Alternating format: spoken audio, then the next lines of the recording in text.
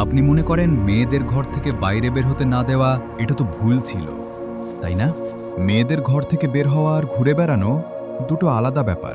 আমাদের নানি দাদি পুকুর থেকে জল আনতে যেতেন, মাঠে কাজ করতেন, কিন্তু তাদের নজর সবসময় তাদের পায়ের ওপর থাকত।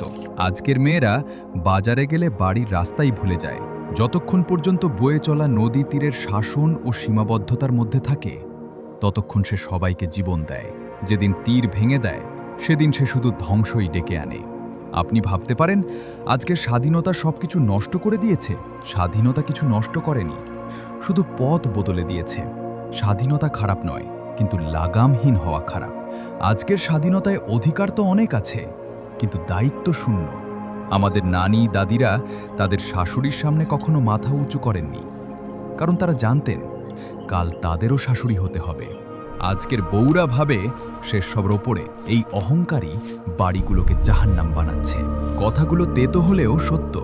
ওই বিধিনিষেধগুলো আপনাদের বন্দি করার জন্য নয়, বরং আপনাদের অস্তিত্ব টিকিয়ে রাখার জন্য ছিল। সোনাকেও তো খাঁটি হওয়ার জন্য আগুনে পুড়তে হয়।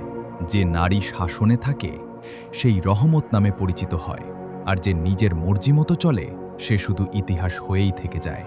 মনে রেখো, যেদিন ঘরের চৌকাঠের সম্মান শেষ হবে সেদিন ঘরের ভিত্তি নড়ে যাবে।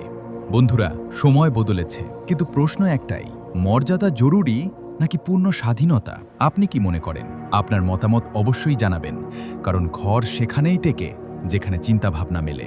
এই কথায় যুক্তি আছে নাকি আজকের বউদের স্বাধীনতাই ঠিক?